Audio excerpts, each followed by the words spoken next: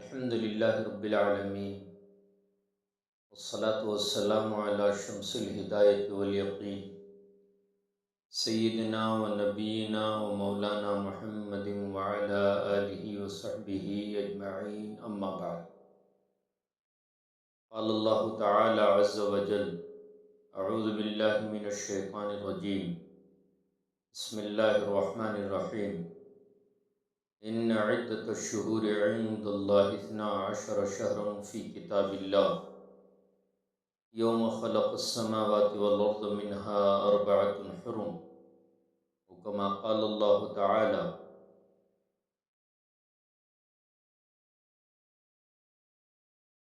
وعن عبد الله بن هشام رضي الله عنه قال كان أصحاب النبي صلى الله عليه وسلم يتعلمون هذا الدعاء إذا دخلت السنة أو الشهر اللهم أدخله علينا بالأمن والإيمان والسلامة والإسلام ورضوان من الرحمن وجوار من الشيطان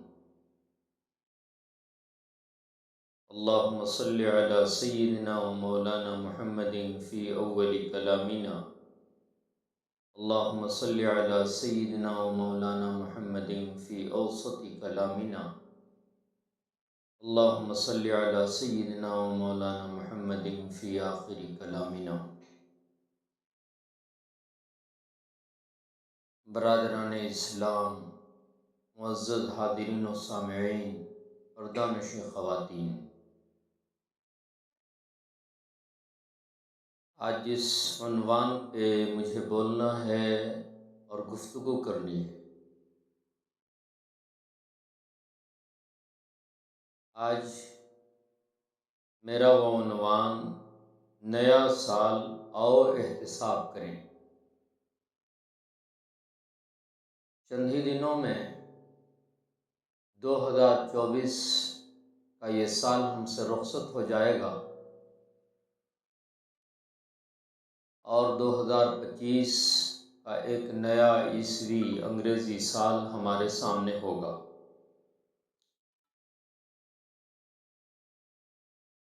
میں ان عیسائیوں کی بات نہیں کر رہا ہوں جن کی زندگی میں اس سال کی اتنی اہمیت ہوتی ہے کہ وہ 25 دسمبر سے 1 جنوری تک لہو و لعب، خرافات، شراب و شباب میں مگن اور مست رہتے ہیں. ان کے عقیدے کے مطابق 25 دسمبر حضرت عیسیٰ ابن مریم علیہ السلام کی پیدائش کی تاریخ ہے اور پیدائش کا دن ہے. میرا روح سخن آج اور میری گفتگو کے اصل مخاطب وہ لوگ ہیں جو مسلمان کہلاتے ہیں، جن کا عقیدہ اور یقین اور ایمان ہے کہ کامیابی دونوں جہاں کی صرف اور صرف حضرت پیغمبر محمد بن عبداللہ مکی مدنی صلی اللہ علیہ وسلم کے دین کی پیروی میں، اور بحیثیت مسلمان جن کا ماننا ہے کہ اسلام صرف ایک دوسرے مذاہب کی طرح نرا مذہب نہیں بلکہ ایک مکمل ضابط حیات ہے اور وے آف لائف ہے. یہ وہ مذہب ہے جس نے ماں کی گود سے لے کر قبر کی گود تک انسانیت اور آدمیت کی مکمل رہبری کی ہے. ظاہر سی بات ہے کہ جب ایک اسلام مذہب خدائی مذہب ہے، اس کے ضوابط اور قوانین اللہ رب العزت کے بنائے ہوئے ہیں، اسلام کی عمارت وحی الہی کی بنیاد پر کھڑی ہے، تو جہاں زندگی کے دوسرے شعبوں میں اسلام نے انسانیت اور آدمیت کی رہبری فرمائی ہے، یہ کیسے ہو سکتا ہے کہ اسلام نے نئے سال کی آمد پر کوئی رہبری نہ کی ہو؟ دنیا میں کئی طرح کے کیلنڈر چل رہے ہیں۔ مشہور 2 کیلنڈر کے سلسلے میں ہم گفتگو کریں گے، کیونکہ عیسوی کیلنڈر تو دنیا کے اکثر ممالک میں استعمال کیے جاتے ہیں، مسلمان بھی استعمال کرتے ہیں، چونکہ ہمارے جو ہے بہت سارے شرعی مسائل کا دار و مدار شمسی کیلنڈر پر ہے۔ جیسے روزہ افطار کب کرتے ہیں؟ جب سورج غروب ہوتا ہے۔ تو بہت سارے جو ہے اسلامی امور اور اسلامی مسائل شمسی کیلنڈر سے جڑے ہیں، اس لیے اس کی اہمیت بھی ہم مسلمانوں کے نزدیک مسلم ہے، لیکن ہمارے احکام اور اللہ کی فرامین کا بہت زیادہ تعلق چاند اور قمری تاریخ سے جڑا ہوا ہے۔ اس لیے میں دونوں کی مختصر تاریخ پیش کر دیتا ہوں کہ شمسی کیلنڈر کی حقیقت کیا ہے، قمری کیلنڈر کی تاریخ کیا ہے۔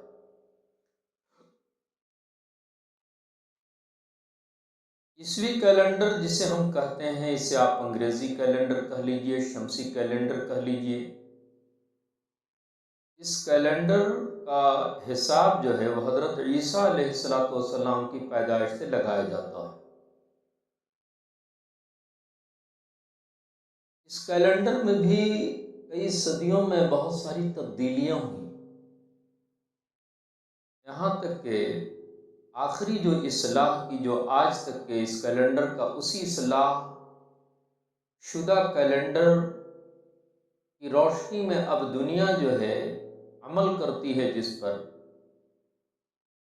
وہ عیسائیوں کے 13ویں پوپ گریگوری اس نے کی تھی، اور اسی کے اصلاح شدہ کیلنڈر کا اب دنیا میں استعمال ہو رہا ہے۔ جہاں تک بات ہے ہجری کیلنڈر کی تاریخ کی، تو تاریخ کی کتابوں میں یہ لکھا ہے کہ ایک بار حضرت ابو موسیٰ اشعری رضی اللہ تعالیٰ نے حضرت فاروق اعظم سیدنا عمر بن خطاب رضی اللہ عنہ کو خط لکھا کہ امیر المومنین، آپ کے جو فرامین خطوط کے ذریعے جو ہے آپ کے قلم رو میں صوبہ جات میں جو جاری کیے جاتے ہیں خطوط، تو ان خطوط کی حالت یہ ہوتی ہے کہ یہ پتہ نہیں چلتا کہ کس تاریخ کو یہ خط لکھا گیا ہے، کس دن لکھا گیا ہے، کس سال میں لکھا گیا ہے۔ جن ممالک میں یہ خطوط بھیجے جاتے ہیں، تو وہاں تاریخ اور ماہ اور سال درج نہ ہونے کی وجہ سے بہت زیادہ پریشانیوں کا سامنا کرنا پڑتا ہے۔ اس لیے آئندہ جو خطوط جاری کیے جائیں تو ان میں تاریخ درج ہونی چاہیے۔ حضرت فاروق اعظم رضی اللہ تعالیٰ عنہ کے سامنے جب یہ بات آئی تو انہوں نے اس معاملے کو بڑی سنجیدگی سے لیا، اور اس زمانے میں جو پیغمبر خدا صلی اللہ علیہ وسلم کے اصحاب موجود تھے، آپ نے بڑے بڑے صحابہ کو جمع فرمایا اور حضرت ابو موسیٰ اشعری رضی اللہ تعالیٰ عنہ کے خط کا حوالہ دے کر اس پر سنجیدگی سے رائے دینے کے لیے آپ نے انہیں متوجہ فرمایا کہ آپ حضرات اپنی رائے دیں کہ اس سلسلے میں ہمیں کیا اقدام کرنا چاہیے۔ 4 طرح کی رائے سامنے آئی۔ کچھ لوگوں نے کہا کہ کیلنڈر تو ضرور بنایا جائے، اور اس تاریخ کی کیلنڈر کی ابتدا جو کی جائے وہ حضرت پیغمبر محمد صلی اللہ علیہ وسلم کی ولادت شریفہ سے کی جائے۔ کچھ لوگوں کی رائے یہ ہوئی کہ حضرت پیغمبر صلی اللہ علیہ وسلم کو جب منصب نبوت پہ فائز کیا گیا، یعنی آپ کی بعثت سے کیلنڈر کی ابتدا کی جائے۔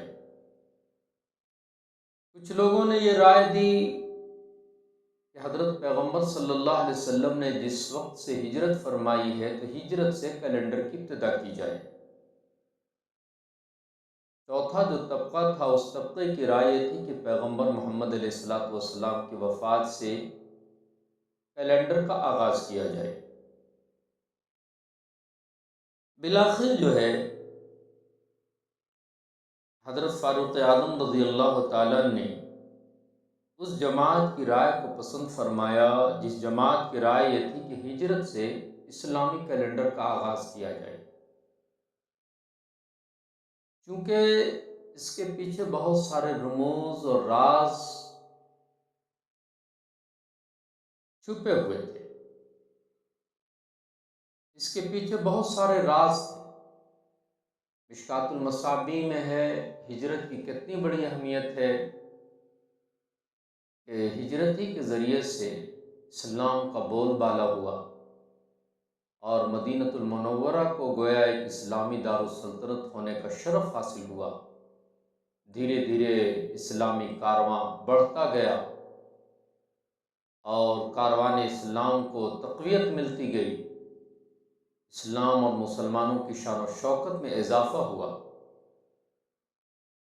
اور آپ دیکھیں بخاری شریف میں اللہ کے رسول صلی اللہ علیہ وسلم نے فرمایا انما الاعمال بالنیات وانما لامرئ ما نوى فمن كانت هجرته الى الله ورسوله فهجرته الى الله ورسوله۔ اسی لیے فاروق اعظم رضی اللہ تعالیٰ نے صحابہ کے مشورے سے جس کیلنڈر کا آغاز فرمایا اسے ہجری کیلنڈر کہتے ہیں۔ اب آئیے نئے سال کی آمد جو سال ہمارے سامنے آ رہا ہے اس کے تعلق سے چند باتیں عرض کرتا ہوں۔ سب سے پہلی بات یہ ہے کہ میں نے شروع میں ایک روایت پڑھی ہے، یہ روایت حدیث کی بڑی مشہور معتبر مستند کتاب طبرانی اور المعجم الاوسط میں موجود ہے۔ راوی ہیں حضرت عبداللہ بن ہشام رضی اللہ عنہ، وہ فرماتے ہیں کہ نبی پاک صلی اللہ علیہ وسلم کے صحابہ نئے سال یا مہینے کی آمد پر ایک دوسرے کو یہ دعا سکھاتے تھے۔ تو آج کی اس مجلس میں ہم بھی یہ دعا پڑھ لیں، اللہم ادخلہ علینا بالامن والایمان والسلامۃ والاسلام ورضوان من الرحمن وجوار من الشیطان۔ ترجمہ ہے اس دعا کا، اے اللہ اس نئے سال کو ہمارے لیے امن و ایمان، سلامتی و اسلام، رحمان کی خوشنودی اور شیطان سے بچاؤ کے ساتھ داخل فرما۔ اب ہمارا حال کیا ہے مسلمانوں کا؟ ہمیں محرم کا کبھی انتظار نہیں رہتا، لیکن جنوری کا ضرور انتظار رہتا ہے۔ محرم آتا ہے چلا جاتا ہے، مسلمانوں سے پوچھئے، اپنے گاؤں محلوں میں اپنے گھر میں پوچھئے آج چاند کی کون سی تاریخ ہے، معلوم نہیں ہوگا۔ کون سا مہینہ ہے پتہ نہیں۔ اکثر مسلمانوں کی حالت تو یہ ہے کہ محرم سے لے کر ذی الحجہ تک 12 مہینوں کے نام تک یاد نہیں، لیکن جنوری سے دسمبر تک سنانے کے لیے کہی، گھر کا بچہ بچہ جو ہے فوراً سنانے کے لیے تیار ہو جائے۔ یہ ہماری بدقسمتی ہے کہ ہم ایسے معزز کیلنڈر، اسلامی تقویم، اس کی حفاظت نہیں کرتے۔ مفتی محمد شفیع صاحب نور اللہ مرقدہ نے لکھا ہے کہ مسلمانوں کے لیے فرض کفایہ ہے کہ وہ چاند کی تاریخ قمری کون سا مہینہ ہے، تاریخ کیا ہے، کون سا سال ہے، اسے یاد رکھنا چاہیے۔ اس لیے آج میرا پیغام یہ ہے کہ آج نیا سال آ جائے، 5 باتیں کہہ کر اپنی بات ختم کرتا ہوں۔ سب سے پہلی بات یہ ہے کہ نئے سال کی آمد پر بجائے خوش ہونے کے ہمیں غمگین ہونا چاہیے کہ ہماری زندگی کی عمارت سے ایک اینٹ اور مزید گر گئی۔ وہ آدمی کیسے عقل مند کہلا سکتا ہے جس کے پاس 1,00,000 روپے ہوں اور اس میں سے 50,000 خرچ ہو جائیں اور وہ خوشی میں ناچتا پھرے اور کہتا پھرے کہ میں بہت ہی خوش نصیب ہوں کہ 1,00,000 سے میرے 1,00,000 روپے میں سے 50,000 خرچ ہو گئے۔ یہی حال ان لوگوں کا ہے کہ ہماری عمر، شاعر نے کہا ہے نا کہ ہو رہی ہے عمر مثل برف کم، رفتہ رفتہ دھیرے دھیرے دم بدم۔ بھائیو، جو وقت گزر گیا وہ کبھی لوٹ کر نہیں آئے گا، گیا وقت پھر ہاتھ آتا نہیں۔ اس لیے جو سال گزر گیا تو سب سے پہلی چیز یہ ہے کہ بجائے ہمیں خوش ہونے کے غمگین ہونا چاہیے۔ جو سال گزر گیا اس کا احتساب کرنا چاہیے کہ اس سال میں ہم سے کون کون سی نیکیاں ہوئیں، بھلائی کی کیا کام ہم نے کیے، اللہ تعالیٰ کا کیا حق ادا کیا ہم نے، اللہ تعالیٰ کے بندوں کا کیا حق ادا کیا ہم نے، روحانی اعتبار سے ہماری کیا ترقی ہوئی، علمی اعتبار سے کیا ترقی ہوئی، عملی اعتبار سے کیا ترقی ہوئی، خدمت خلق کے حوالے سے ہم نے کیا کیا، قوم کے لیے کیا کیا، ملت کے لیے کیا کیا، اپنے گھر والوں کے لیے کیا کیا، پاس پڑوس والوں کے لیے کیا کیا، گاؤں شہر والوں کے لیے کیا کیا۔ جی، تو یہ ہے غور و فکر کرنے کی بات۔ احتساب کیجیے، ہم بھی کریں، آپ بھی کریں۔ جو کمی کوتاہی رہ گئی ہے تو اللہ تعالیٰ سے دعا کریں کہ اللہ پاک ہمیں جو ہے توفیق دے کہ جو سال گزر گیا اس میں جو ہم سے نیکیاں نہیں ہوئیں، خیر کے جو کام چھوٹ گئے، وہ اس جو نیا سال ملا ہے اس میں انشاءاللہ تعالی تلافی مافات کریں گے، تلافی مافات کریں گے انشاءاللہ۔ اس کے بعد دوسرا جو میرا پیغام ہے وہ پیغام یہ ہے، دنیا ہر سال سال آ رہا ہے، نیا سال آ رہا ہے، جا رہا ہے، دن گزر رہا ہے، دن آ رہا ہے، راتیں جا رہی ہیں، بیت رہی ہیں۔ مسئلہ یہ نہیں ہے، مسئلہ یہ ہے کہ ان ایام میں جو 2 چیزیں دنیا میں ضروری ہیں دنیا کی صلاح اور فلاح اور اس کی بہبودی کے لیے، پہلی چیز ہے ایمان اور دوسری چیز کیا ہے؟ امن و امان۔ ایمان کے تعلق سے بتاؤں آپ کو، آپ سورۃ العصر کی تلاوت کر لیجیے، وَالْعَصْرِ إِنَّ الْإِنسَانَ لَفِي خُسْرٍ إِلَّا الَّذِينَ آمَنُوا وَعَمِلُوا الصَّالِحَاتِ وَتَوَاصَوْا بِالْحَقِّ وَتَوَاصَوْا بِالصَّبْرِ۔ یہ قرآن کریم کی 114 سورتوں میں 3 چھوٹی سورتوں میں ایک سورت ہے جس کا نام سورۃ العصر ہے۔ عصر کہتے کس کو ہیں؟ عصر کے معنی ہوتے ہیں لغت میں نچوڑنے کے، اسی لیے جس پھل کو نچوڑ کر اس کا رس نکال لیا جائے تو جوس کو عصیر کہتے ہیں۔ عصر کو عصر اس لیے بھی کہتے ہیں کہ سورج کی جو روشنی ہوتی ہے وہ انتہائی کمزور پڑ جاتی ہے، یعنی اس کی جو تپش کی جو طاقت ہوتی ہے وہ بالکل نچوڑ لی جاتی ہے، اور اللہ تعالیٰ نے سورۃ العصر میں اس زمانے کی قسم کھا کر کے اور عصر کا لفظ استعمال فرما کر اس بات کی طرف اشارہ فرمایا ہے کہ عصر اور مغرب میں زیادہ وقت نہیں رہتا، تھوڑی ہی دیر میں سورج غروب ہو جاتا ہے۔ یہی حالت ہے اس دنیا کی ایام کا، دنیا کی صبح کا حال یہی ہے، دنیا کی شام کا حال یہی ہے، دنیا کے دن کا حال یہی ہے، دنیا کی رات کا حال یہی ہے۔ یہاں پر رک کر ایک بات اور بتاؤں، قیامت کی نشانیوں میں ایک نشانی پیغمبر خدا صلی اللہ علیہ وسلم نے یہ بیان فرمائی ہے کہ وقت بہت تیزی سے گزرتا ہوا محسوس ہوگا۔ وہی 24 گھنٹے کے دن رات ہوں گے، لیکن وہ برکتیں نہیں ہوں گی، وہ رحمتیں نہیں ہوں گی، وہ اللہ کی عنایتیں نہیں ہوں گی۔ اب دیکھیے نا، 2024 ایسا لگتا تھا کہ ابھی آیا ہے اور ابھی یہ سال گزر گیا۔ سال ایسا گزر رہا ہے جیسے لگتا ہے مہینہ کی طرح گزر جاتا، مہینہ ایسا گزرتا ہے جیسے لگتا ہے ہفتہ گزر گیا، ہفتہ ایسا گزرتا ہے جیسے دن گزر گیا۔ جی، تو دوسرا کام جو اہم کام ہے مسلمانوں کے لیے، وہ کام یہ ہے کہ ایمان کی سلامتی کی فکر کریں، ایمان بچانے، بنانے اور بڑھانے پہ دھیان دیں، اور پوری دنیا میں امن و امان کا ماحول بنے، اس کی کوشش کریں۔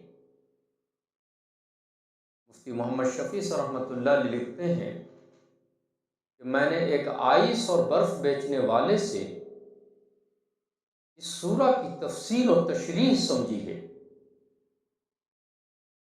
وہ آواز لگا رہا تھا، لوگوں، برف ختم ہو رہی ہے، گھل رہی ہے، اس سے پہلے کہ سرمایہ گھل کر ختم ہو جائے اور اس سے فائدہ اٹھائے۔ یہی حالت ہماری زندگی کی ہے۔ بچپن گزرا، جوانی آئی، جوانی بھی دھیرے دھیرے گزر رہی ہے، اور ہم لوگ موت کے قریب ہوتے چلے جا رہے ہیں۔ الہاکم التکاثر حتی زرتم المقابر۔ جی، مال مال مال کمانے، زر کمانے، دنیا کمانے نے ہم کو اتنا خستہ حال کر دیا، اور اس ہوس نے اور اس حرص نے اور اس لالچ نے اتنا ذلیل و خوار کر دیا کہ ہم سب کی حالت یہ ہے کہ ہم قبر میں پاؤں لٹکا بیٹھے۔ تو نئے سال کی آمد پہ میرا دوسرا پیغام یہ ہے کہ بحیثیت مسلمان رسول اللہ صلی اللہ علیہ وسلم کی امتی ہونے کے، ہماری شرعی، اخلاقی، اسلامی، ایمانی ذمہ داری بنتی ہے کہ ہم اپنے گھر میں بھی، اپنے اندر بھی، اپنے گھر میں بھی، پاس پڑوس میں بھی، محلہ میں بھی، گاؤں شہر میں بھی، اور عمومی طور پر پورے عالم میں اس بات کی کوشش کریں کہ دو چیزیں دنیا میں عام ہوں: سال کا آنا، سال کا جانا۔ یہ مسئلہ نہیں ہے، مسئلہ یہ ہے کہ گزرے ہوئے سال میں ایمان کتنا بنا اور امن و امان سے دنیا کتنا فیض یاب ہوئی۔ بولی، اس کی ضرورت ہے نا۔ دو باتیں ہوں۔ تیسری بات یہ ہے کہ بحیثیت مسلمان ہمیں وہ کام نہیں کرنے چاہیے جو غیر مسلم کرتے ہیں۔ آپ غیر مسلموں کو دیکھتے ہیں، شراب و شباب، شراب و کباب میں ڈوب جاتے ہیں، عیش و عشرت میں مگن ہو جاتے ہیں۔ لوگوں کو دیکھتے ہیں فلاں جگہ پکنک کے لیے جا رہے ہیں، فلاں جگہ تفریح کے لیے جا رہے ہیں۔ حقیقت یہ ہے کہ وہ دن تفریح کا دن نہیں ہے، وہ دن صحیح معنوں میں زندگی کے ایک سال چھن جانے کے لیے ماتم کا دن ہے۔ جیسے عید کے تعلق سے کسی اللہ والے نے کہا تھا، لیس العید لمن لبس الجدید انما العید لمن خاف بالوعید۔ نیا کپڑا پہن لینا یہ جو ہے عید نہیں اس کو کہتے ہیں، عید تو اس کو کہتے ہیں کہ سینے میں دھڑکنے والا دل اللہ کی محبت کے ساتھ دھڑکنے لگے۔ تو میرا تیسرا پیغام یہ ہے کہ غیروں کی تقلید میں خدا کے لیے لہو و لعب، شراب و کباب، غلط جو ہے شباب اور پکنک، ان سب چیزوں کو چھوڑیے، اور یہ دعا کیجیے نئے سال کی آمد پر کہ اللہ تعالیٰ جو ہے اس نئے سال کو ہمارے لیے روحانیت کا ذریعہ، ربانیت کا ذریعہ، تقویٰ کا ذریعہ، پرہیزگاری کا ذریعہ یہ سال بن جائے۔ چوتھا میرا پیغام یہ ہے کہ جب یہ مہینہ آتا ہے تو آپ تھوڑی دنوں کے بعد دیکھیں گے کہ اسی مارچ سے رمضان المبارک کا مہینہ بھی شروع ہونے جا رہا ہے۔ کتابوں میں لکھا ہے کہ اسلاف امت 6 مہینہ پہلے سے رمضان کی تیاری کرتے تھے۔ جی، روایت اگرچہ ضعیف ہے، لیکن رسول اللہ صلی اللہ علیہ وسلم جب رجب کا چاند دیکھتے تھے تو دعا فرما لیتے تھے، اللہم بارک لنا فی رجب و شعبان و بلغنا رمضان۔ اللہ ہمیں رجب شعبان میں برکت دیجیے اور رمضان تک پہنچا دیجیے۔ تو میرا چوتھا پیغام یہ ہے یہ جو جنوری کے بعد فروری اور مارچ کی پہلی یا دوسری تاریخ سے رمضان المبارک کا مہینہ شروع ہو جائے گا، بجائے ادھر ادھر سوچنے، دیکھنے اور ادھر ادھر کے کاموں میں لگنے کے، اللہ تعالیٰ سے دعا مانگ لیجیے کہ اللہ پاک جو ہے آنے والے رمضان کو، جو انشاءاللہ مارچ کی پہلی یا دوسری تاریخ سے شروع ہوگا، اللہ تعالیٰ اس رمضان تک ہمیں پہنچائے اور رمضان المبارک کی سچی قدردانی کرنے کی توفیق نصیب فرمائے۔ پانچواں میرا پیغام یہ ہے، جو آخری پیغام ہے جس پر میں اپنی بات ختم کروں گا، کہ خود اگر جو ہے جیسے جنوری سے لے کر دسمبر تک آپ 12 مہینوں کے نام یاد کرتے ہیں، ہر مہینے کا نام یاد ہوتا ہے، یہ بھی یاد ہوتا ہے کہ یہ 2024 ہے، اب 2025 آیا۔ اسی طریقے سے محرم سے لے کر ذی الحجہ تک آپ 12 مہینوں کے نام یاد کیجیے۔